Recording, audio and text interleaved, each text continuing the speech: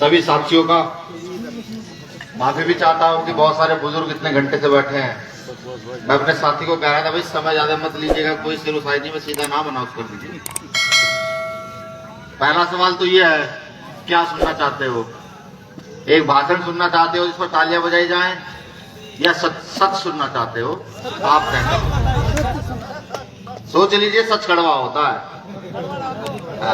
क्योंकि वो सच जो है ठीक है। दूसरा कि हमारे भीम आर्मी स्टूडेंट फेडरेशन के कुछ साथी हैं पंजाब के, उनका मुझे फोन आया, नेम सिंह फौजदार जी का उन्होंने नाम मैसेज लिख करके भेजा मुझे कि भैया ये साथी चुनाव लड़ना चाहते हैं। हमने कहा अच्छा क्या करते हैं? उन्होंने बताया साहब 30-35 साल से सेवा कर रहे हैं, कभी कांग्रेस के साथ कभी बीजेपी के साथ। हमने कहा फिर कि चुनाव लड़ते रहे हैं और हारते रहे, फिर चुनाव लड़ते रहे। तो हमने यहाँ कुछ अपने साथियों से इनके सर्वे के लिए कुछ लोगों से जानकारी ली क्या है। हालांकि नेम सिंह भाई के टिकट के विपक्ष में भी कुछ लोग थे, बड़े लालच के साथ थे कि हम ये करेंगे वो करेंगे, टिकट हमें चाहिए। लेकिन इनका जो काम है क्षेत्र के अंदर वो देख करके टिकट भाई चंद्रशेखर आजाद जी ने इनको दिया, जो इन्होंने खुद ही कहा। लेकिन वो टिकट इनको क्यों दिया गया है, सवाल ये है। सन 1753 के बाद भरतपुर की सरजमी से एक ऐसी कहानी स्टार्ट हुई थी उस वर्ग के लिए जिस वर्ग से मैं आता हूं। मैं उस वर्ग से आता हूं जिसको कभी अछूत बनाया गया, कभी हरिजन बनाया गया, आज दलित उनको कहा जाता है। बाबा साहब ने अधिकार दे दिया तो शिक्षा से पढ़ लिए और आज जहां खड़े हैं आपके सामने बोल पा रहे हैं। ये 1753 के बाद की कहानी शुरू हुई थी कि वो कहानी बरकरार रहे, इस कारण से नेम सिंह भाई को ये टिकट दिया गया। और मैं आपको सब कुछ बताऊं, मैं यहाँ आया था तो हमारे साथी हैं तो प्रभारी यहाँ पर चौधरी सतपाल जी, उन्होंने मुझे फोन किया, कहना भैया आपके पास समय है? मेरे पास 2 दिन का समय था। मेरे 11 तारीख से प्रोग्राम मध्य प्रदेश में। मैंने भाई मेरे पास आज का समय और कल का समय है। कहने लगे आप भरतपुर एक बार चले। हमने कहा क्या होगा? कुछ समस्या है। हम पूछा समस्या क्या है? कि आप जाओगे तो उसका सोल्यूशन आपके वहां कदम रखते ही हो जाएगा। मैं यहाँ तो गया हूं, होटल में भी रहा, रास्ते में टीमों से मिलता हुआ आया, मुझे समस्या अब तक पता नहीं लगी समस्या क्या है। और मैं चाहता हूं मुझे समस्या पता भी ना लगे समस्या क्या है, जो समस्या वो यही सुलझ जाए। सबसे पहले तो क्रांति धरा, जहां से समता समानता की आवाज उठी, भरतपुर की सरजमी को, हालांकि ये जिला अलग हो गया है, फिर भी भरतपुर की सरजमी को झुककर नमन करता हूं, जिस सरजमी ने मेरे महापुरुषों को समानता का अधिकार दिया। और जिस महापुरुष ने ये अधिकार दिया उन्हें मैं अपना दादा भी कहता हूं, महाराजा सूरजमल को भी कोटि कोटि नमन करता हूं। और आप सब लोगों से भी कहता हूं कि एक जयकारा महाराजा सूरजमल का वो लगना चाहिए कि यहाँ चारों दिशाओं में गूंज चली जाए कि जो लोग आज गांव में जाकर के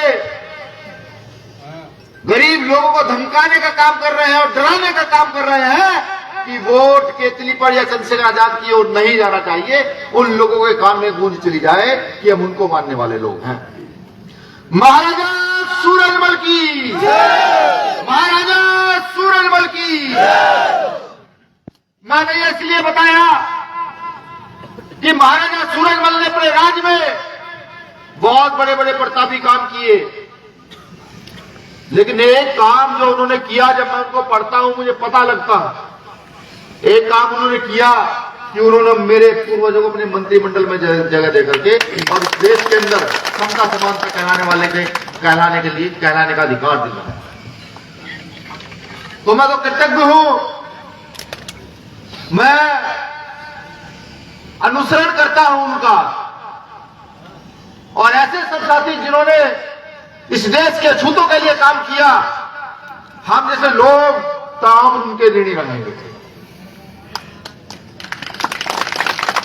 मैं देखता हूं राजस्थान के आंदोलन को कि एक नाम और निकलकर सामने आता है कुंभाराम आर्य जी का। वो यहां एमपी एमएलए रहे, लेकिन उन्होंने एक समता समानता का आंदोलन इस राजस्थान में समतावादी ताकतों के खिलाफ चलाया। जो लोग ये कहते थे कि हम बहुत ताकतवर हैं, कुंभाराम आर्य जी ने उनके खिलाफ आंदोलन चलाया। आंदोलन पूरे विश्व में प्रसिद्ध हुआ, जिसको जूती का आंदोलन कहा जाता है।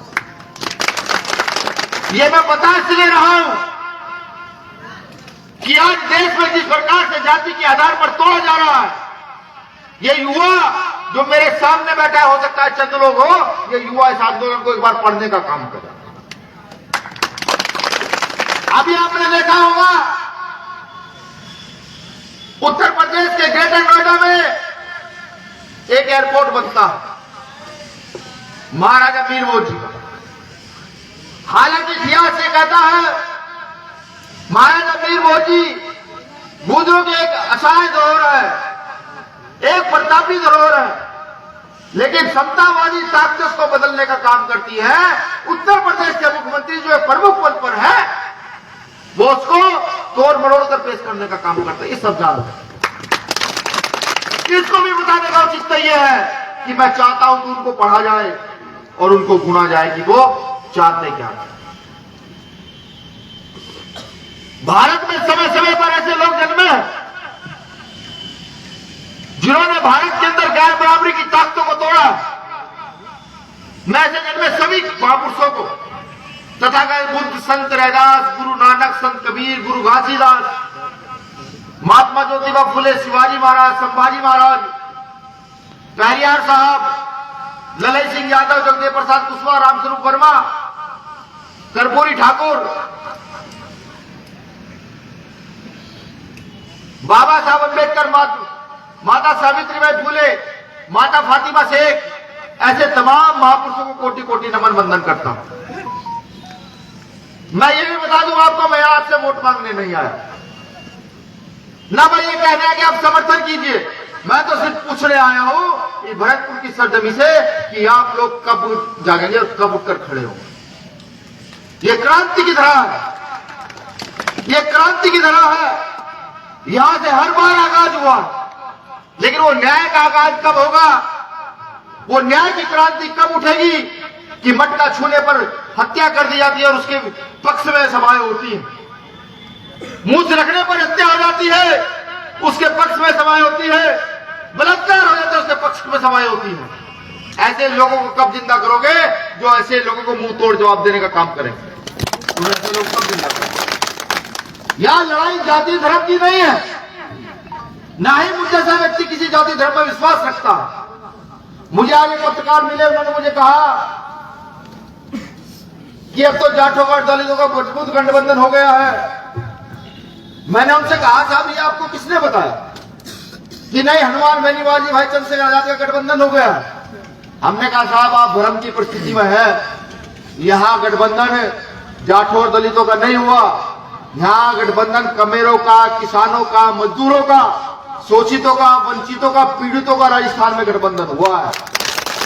ये मैंने उनको कहा और मैंने कहा आप इस बात को बार बार कहकर के जाति व्यवस्था को बड़ा कर सकते हैं, कोई फर्क नहीं पड़ता, लेकिन ऐसे भी महापुरुष यहां हुए हैं जिन्होंने जाति व्यवस्था तोड़ करके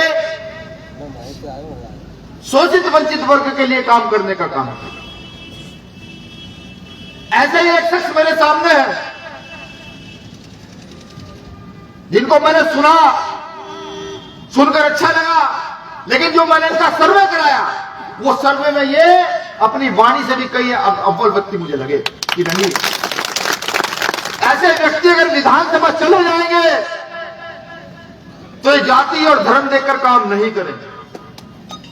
ये क्या गलत है क्या सही है उसको देखकर काम करेंगे। अब आप तय कीजिए क्या करना है। चुनाव तो हर 5 साल में कहीं कहीं आते हैं, लड़े जाते हैं, कुछ हारे जाते हैं और कुछ जीते जाते हैं। चुनाव की रणनीति क्या होनी चाहिए? मुझे जानकारी मिली कि गांव में जाते हैं, कांग्रेस के लोग गांव में जाते हैं, बीजेपी के लोग गांव में जाते हैं, गरीब लोगों को धमका रहे हैं, मैं बता दूं उनको भीम आर्मी के तेवर में कि साहब ऐसा ना हो कि हम जैसे लोगों को सूचना मिलेगी आपने किसी पदाधिकारी को, किसी वोटर को धमकाया और भीम आर्मी अपनी प्रचंड ताकत तुम्हें ज्वालामुखी बनने का काम करे, तुम्हारी औकात याद दिलाने का काम करे। ऐसा मत करो। किसी को डरने की आवश्यकता नहीं। देश में लोकतंत्र है, संविधान है। अगर आपको कोई जबरदस्ती वोट के लिए बाध्य करता है, आपको कोई परेशान करता है, आप एफआईआर दर्ज कर कीजिए थाने में जाकर। और अगर थाने का अध्यक्ष नहीं सुनता है, थाने के अध्यक्ष के दिमाग ज्यादा खराब हो गए हैं, फिर एक कॉल भीम आर्मी के कार्यकर्ता को कीजिए कि भैया ऐसी सी बात है, उस परेशान करने वाले की भी और उस थाना अध्यक्ष की भी तबियत कैसे ठीक करनी हम अच्छी तरीके से जानते हैं। लेकिन ये सब परिस्थितियां उत्पन्न क्यों हो रही है, बदलेंगी कैसे? इनको बदलेगा कौन? यहां लोग कम है। अभी साथी बता रहे थे और मेरा यह मानना है कि बड़ी क्रांति का आगाज कम लोगों से होता है। कभी भीड़ ने बड़ी क्रांति नहीं की, कम लोग होते हैं बड़ी क्रांति